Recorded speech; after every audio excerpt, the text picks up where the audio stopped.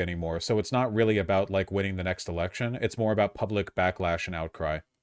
The main thing that I'm bullish over right now is the fact that congressional Democrats have like a minus 21 point approval average or something like that, you know? This just shows general congressional approval or disapproval. God willing, I hope those stupid motherfuckers get primaried soon. I'm bullish on Stairs versus McConnell. Well, he is retiring soon, so you don't have much time. Yesterday, the NLRB's Buffalo office, Region 3, received word from its landlord that GSA, acting on behalf of DOGE, had unilaterally canceled the region's 5-year lease without any prior notice to the agency. The region's been given 90 days to vacate the building. Cool. The NLRB's Buffalo office covers millions of workers in upstate New York. Does this lower the egg prices? Well, this might increase the egg prices, I'm afraid. I mean, if you want to talk about like immediate harm that is being felt across the country as a result of these illegal cuts. Again, they are illegal. Remember, these cuts are being done out of line with the budget bill that was passed back in 2024. This is the DOGE taking on the responsibility of the purse, which they do not have the constitutional authority to do. But there have been some severe cuts in the Parks and National Forest Service. Where is that? I'm trying to find it.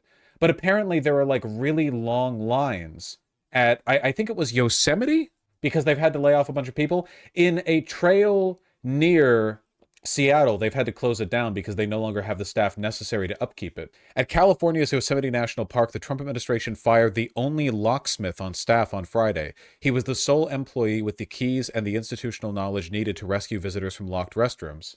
The wait to enter Arizona's Grand Canyon National Park this past weekend was twice as long as usual after the administration let go 4 employees who worked at the south entrance, where roughly 90% of the park's nearly 5 million annual visitors pass through. I am so serious when I say this, okay? I am so serious. They need to put up signs saying wait times increased due to DOGE budget cuts. Like, that is literally true. So it's not a lie. It's just a factual explanation of why the wait times have increased. And at Gettysburg National Military Park in Pennsylvania, last week's widespread layoffs gutted the team that managed reservations for renting historic farmhouses.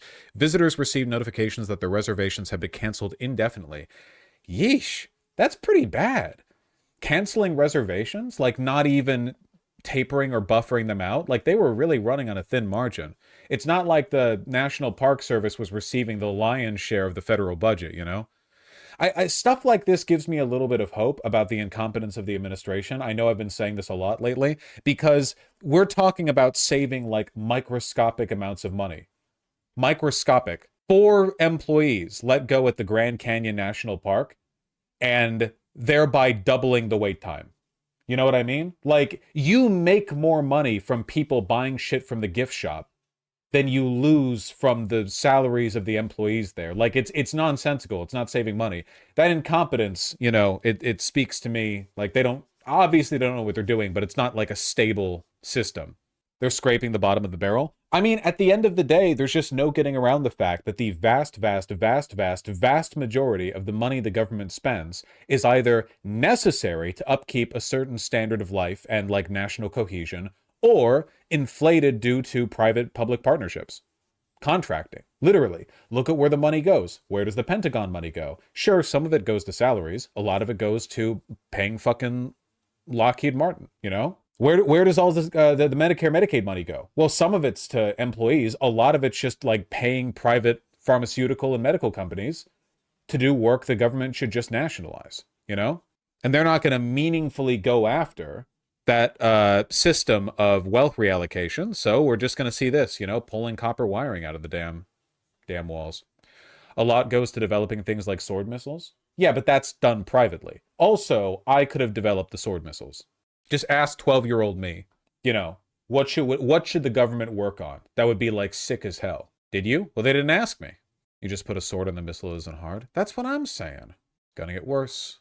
I think we might see more of this immediately in places like the National Park Service, because they were already running on such thin margins. You know, we're already scraping the bottom of the barrel there. But when shit like this starts happening to, like, you know, Medicaid, Medicare, or even beyond that, like basic infrastructural stuff, you know? What happens when the federal government stops subsidizing road construction in at the state level, you know? Or like highway construction. All these projects slow down. You get less disbursement from the federal government, which means you have less money to like upkeep and maintain. A lot of this is done at a state or local level, but a lot of it isn't. A lot of it is like subsidized by the federal government. You can only bend so much. Then they'll privatize the roads and do tolls. Yeah, but like realistically, that can't really happen. There's so much. If you thought the public turn against Biden after the Afghanistan pullout was bad, when roads all across America start getting privatized and having toll roads, even necessary roads, it would be like riots, like full on January 600. You wouldn't be ready for it, okay? Even if they could pull that off, which they couldn't.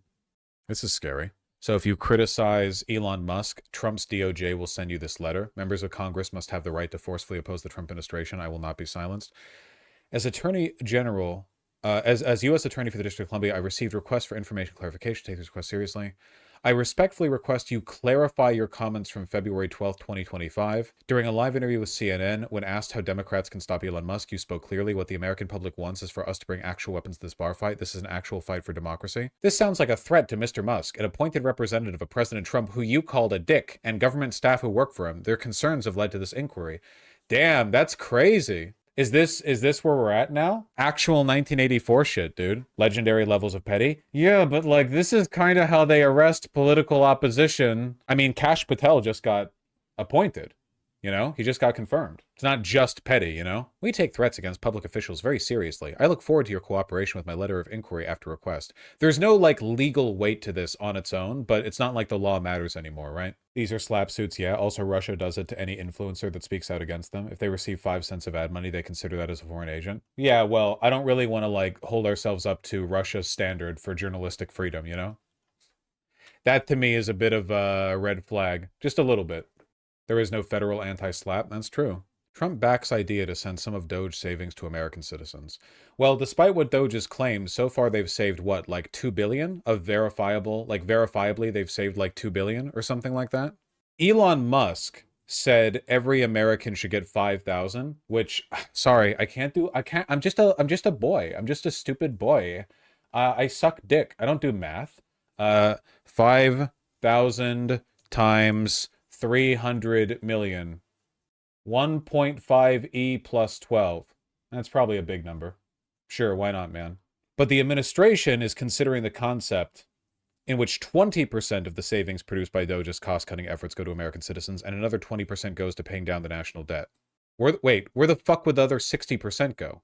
The government doesn't have like the government doesn't have like a bank account in that way. It's not like, oh, we finally saved money or whatever. You put the money towards the principal to roll into the next year's budget. It's all bullshit anyway, because DOGE is lying about how much money they saved. Again, what happens when the government starts putting out official documents misrepresenting how much debt it owes and how much money it has? If it's misrepresenting how much money it has, that can only be covered by additional borrowing. Like, all of this money, it might be abstract in concept, but these are payments being dispersed by the Department of the Treasury. You can, you know, Musk can dip his balls in the Treasury payment dispersal stream all he wants. There's still money running through it. Trillions of dollars running through it every year. All of this gets accounted for at some point or another. It's not funny money. Like, at least it can't be for long. Like, I'll put it this way, okay? There are governments out there that are a lot more corrupt than the United States. For now, at least. Why don't they just do the funny money bit? Why doesn't Russia just go, oh, of course we have more money than you think. We're not bankrupting the country by spending a huge portion of our GDP on the war. Actually, we have more money than you think. And the reason for that is because Russia's just like writing fake checks and misrepresenting their debt and their money. The reason is because it always comes to account eventually. Like, these discrepancies always emerge under close scrutiny. China does, you did a segment on it. They lie about their GDP pretty severely. For one, I say that, we don't know, but there's a difference between lying about your GDP, which is a metric that you use to determine economic activity within a country, and lying about how much money you have. Those are two. Like the GDP is like an assessment of economic trajectory.